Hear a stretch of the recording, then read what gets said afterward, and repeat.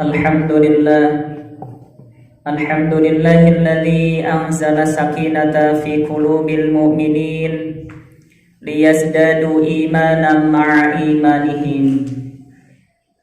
Asyhadu an la ilaha illallah wahdahu la syarika lah wa asyhadu anna Muhammadan abduhu wa rasuluh.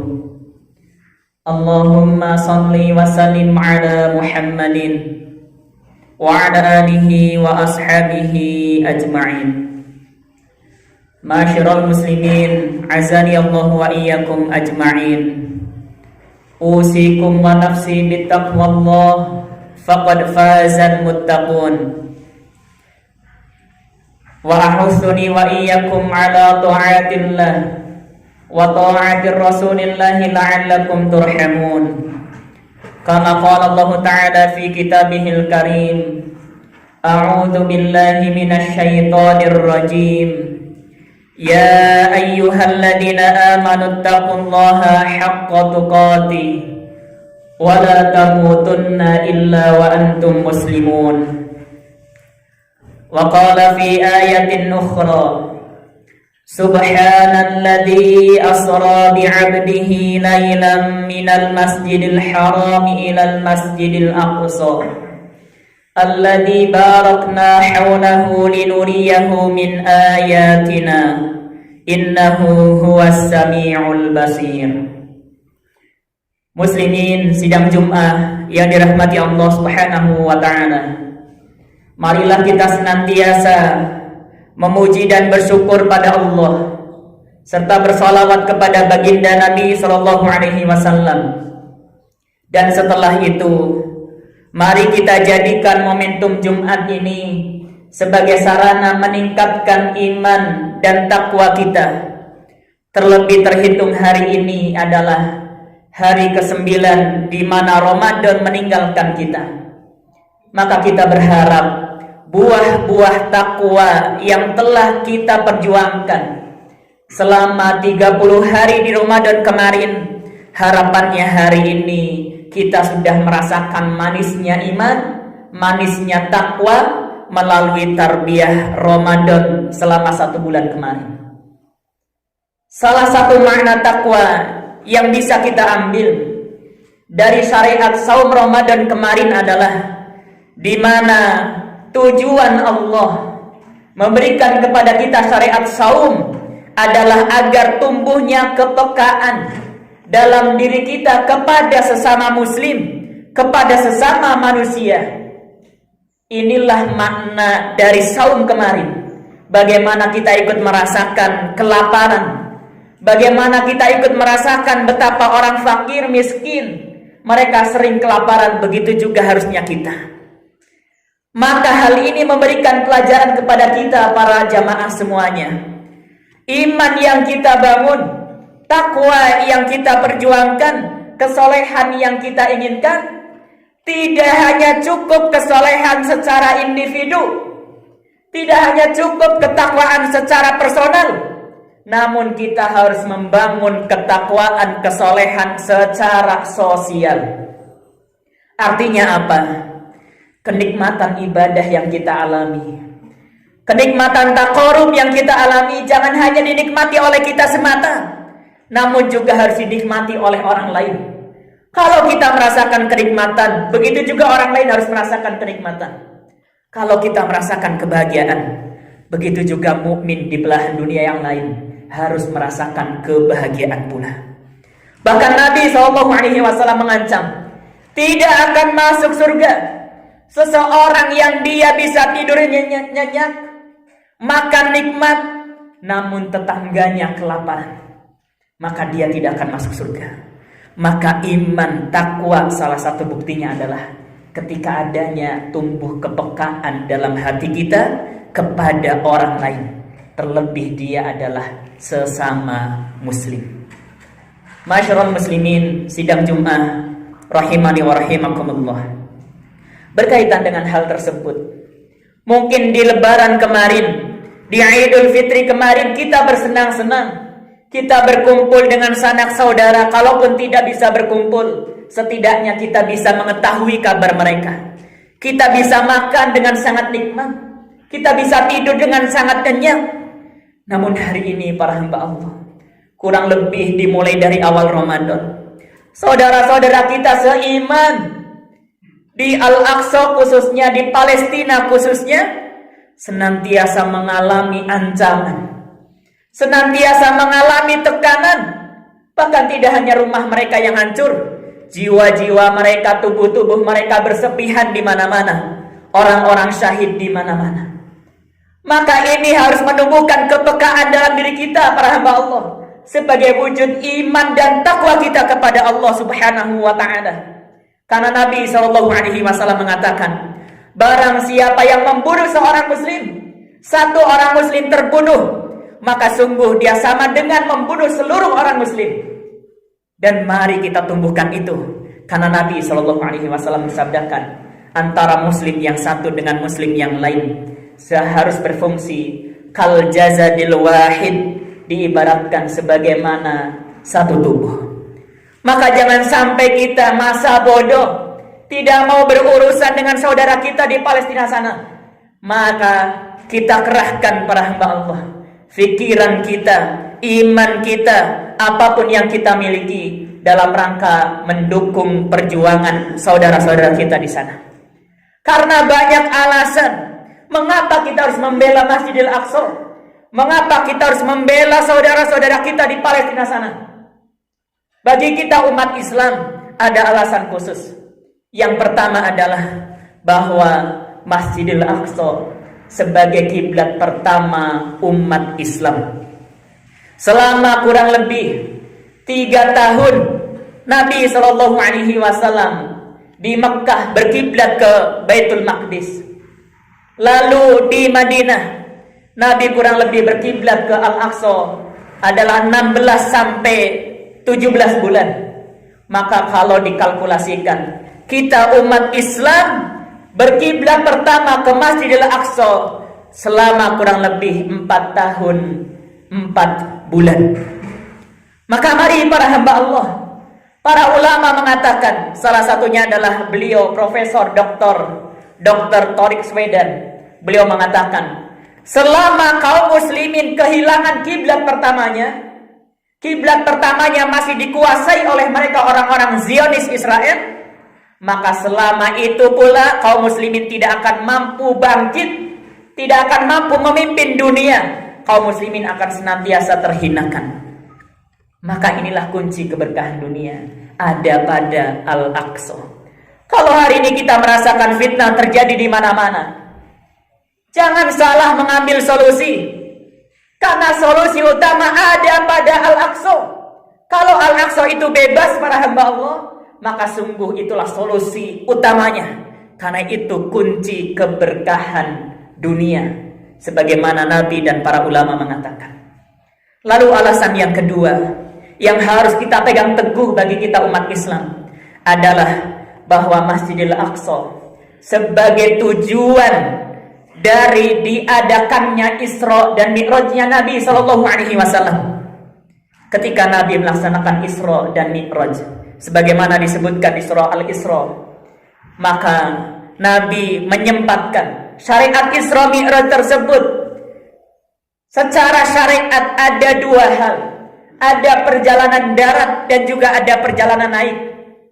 Yang menjadi pertanyaan adalah, mengapa Allah memerintahkan kepada Nabi Muhammad tidak langsung dari Masjidil Haram naik ke langit ke-7 Sidratul Muntaha, namun mengapa Allah memerintahkan terlebih dahulu agar Nabi melakukan perjalanan ke Masjidil Aqsa terlebih dahulu? Bahkan Nabi sampai memimpin sholat para nabi, dari nabi pertama sampai nabi sebelum Nabi SAW.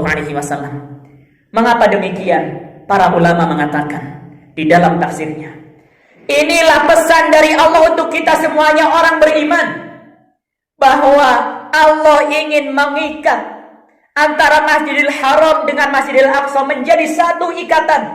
Artinya apa? Kalau hari ini setiap orang rindu mendatangi Masjidil Haram, maka harusnya pula setiap orang rindu mendatangi Masjidil Aqsa. Kalau hari ini setiap orang mencintai Masjidil Haram, maka begitu juga hari ini seharusnya kita orang beriman mencintai Masjidil Aqsa. Kalau hari ini betapa kita mengumpulkan dana, cita-cita besar kita adalah mengunjungi Masjidil Haram, maka begitu juga harusnya cita-cita besar kita adalah mengunjungi Masjidil Aqsa. Karena Allah mengikat Masjidil Haram dengan Masjidil Aqsa menjadi satu ikatan. Masyarul muslimin sidang Jum'ah rahimani wa rahimakumullah. Itulah alasan yang kedua bagi kita umat iman, umat Islam. Alasan yang ketiga bagi kita orang-orang beriman adalah bahwa Al-Aqsa, Palestina secara umum, itu adalah negeri yang diberkahi. Sebagaimana Allah mengatakan di surah Al-Isra ayat yang pertama, alladzi barakna haulahu, yang kami berkahi sekelilingnya.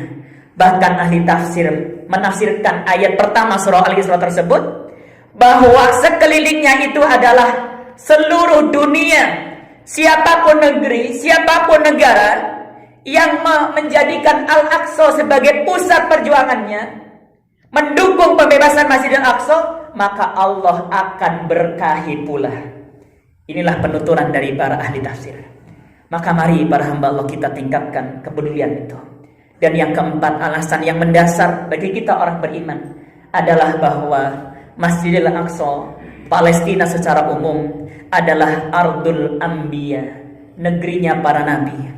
Dimulai dari Nabi Yakub alaihissalam beserta keturunannya, Nabi Sulaiman, Nabi Dawud, Nabi Ibrahim alaihissalam, bahkan beliau dikuburkan di salah satu kota di Palestina yang namanya kota Al-Khalil, di mana kota tersebut diambil dari gelarnya Nabi Ibrahim alaihissalam sebagai Khalilullah. Maka mari para hamba Allah, kita tautkan ruh kita, kita kokohkan keyakinan kita bahwa Al-Aqsa bagian dari keimanan kita. Al-Aqsa bukti iman dan takwa kita kepada Allah Subhanahu wa ta'ala. Kalau kita mengabaikan Al-Aqsa, sama dengan kita mengabaikan iman kita. Dan terkhusus bagi kita bangsa Indonesia, minimalnya ada dua alasan yang mendasar mengapa kita harus membebaskan Masjidil Aqsa, mengapa kita harus mendukung saudara-saudara kita di Palestina. Yang pertama adalah karena dukungan kita kepada saudara-saudara kita di Palestina adalah amanah konstitusi negara Republik Indonesia yang terdapat di dalam pembukaan Undang-Undang Dasar 1945 alinea yang pertama. Di situ dinyatakan bahwa kemerdekaan adalah hak seluruh bangsa. Oleh karena itu, dimanapun yang masih terjajah, dimanapun yang masih terintimidasi, tertindas, maka tugas kita untuk membelanya, untuk membantunya. Dan yang kedua adalah kita berhutang budi kepada negara Palestina, di mana salah satu negara yang pertama kali mendukung dan mengakui kemerdekaan Republik Indonesia adalah negara Palestina. Maka mari para hamba Allah kita kuatkan itu. Kita terus kerahkan usaha, daya dan upaya kita untuk mendukung pembebasan Masjidil Aqsa, untuk membela saudara-saudara kita di Palestina sana. Karena mereka orang-orang kafir juga berlelah-lelah. Mereka orang-orang kafir juga bersusah payah di dalam mengelabui kita umat Islam, di dalam meruntuhkan Masjidil Aqsa. Maka mari kita pun demikian sebagai orang yang beriman untuk terus berupaya. Kalau kita merasa lelah, sungguh mereka orang-orang kafir juga merasa lelah. Kalau kita kehabisan harta, mereka orang-orang kafir juga kehabisan harta. Hanya yang membedakannya adalah mereka tujuan utamanya adalah karena kekuasaan semata. Namun kita tujuan utamanya adalah menggapai ridho Allah Subhanahu wa ta'ala.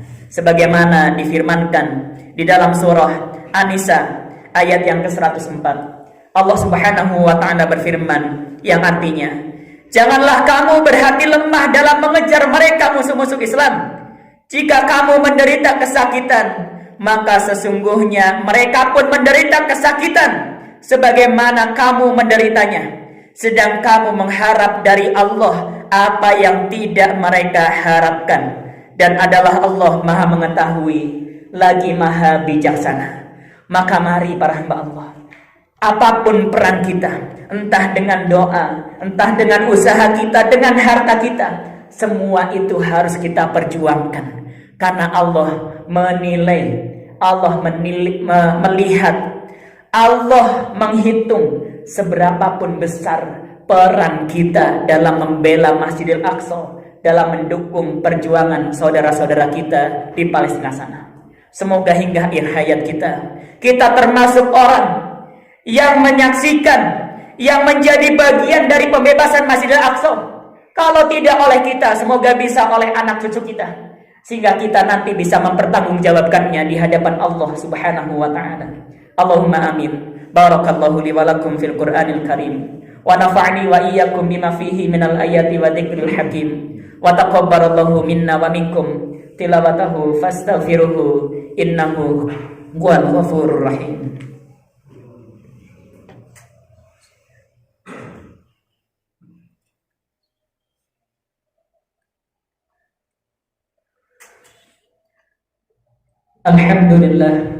Alhamdulillahilladzi arsala rasulahu bil huda wa dinil haqq liyudhhirahu 'ala ad-dini kullih wa kafa billahi shahida.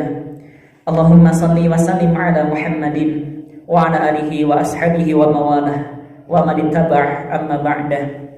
Muslimin sidang Jumat yang dirahmati Allah, di khutbah yang kedua ini mari kita memohon pada Allah, mari kita berdoa pada Allah. Karena salah satu senjatanya orang beriman adalah doa. Maka panjatkan doa itu khususnya di waktu-waktu mustajab, terkhusus bagi perjuangan kita, saudara-saudara kita di Palestina sana. A'udzubillahi minasyaitonirrajim. Bismillahirrahmanirrahim. Alhamdulillahirabbil alamin wassalatu wassalamu ala nabiyyina Muhammadin sallallahu alaihi wasallam wa ala alihi wa ashabihi ajma'in birahmatika ya arhamar rahimin. Allahumma ighfir lil muslimina wal muslimat wal mu'minina wal mu'minat al ahya'i minhum wal amwat innaka sami'un qaribun mujibu da'wat ya qadiyal hajat.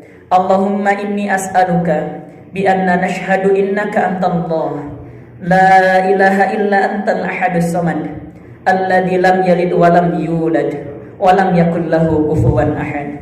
Allahumma a'izzal islam wal muslimin وَذِلَ الشِّرْكَ وَالْمُشْرِكِينَ. اللهم أنزل مستضعفين من المسلمين والمسلمات والمؤمنين والمؤمنات في فلسطين وفي هند وفي سوريا وفي كشمير وفي أنحاء البلاد المسلمين عامة. اللهم ربنا تقبل منا إنك أنت السميع الدعاء وتب علينا يا مولانا إنك أنت التواب الرحيم. Rabbana zalamna anfusana wa in lam taghfir lana wa tarhamna lanakunanna minal khasirin. Allahumma ashdud wat'ataka 'alal kuffar alladhi yuhariduna al-islam wal-muslimin Rabbana atina fid dunya hasanah wa fil akhirati hasanah wa qina 'adzabannar. Rabbana ighfir lana wa liwalidayya warhamhuma kama rabbayana shaghira. Subhana rabbika rabbil izzati amma yasifun wassalamun 'alal mursalin walhamdulillahi rabbil alamin. Waladzikrullahi akbar. Wassalamualaikum warahmatullahi wabarakatuh.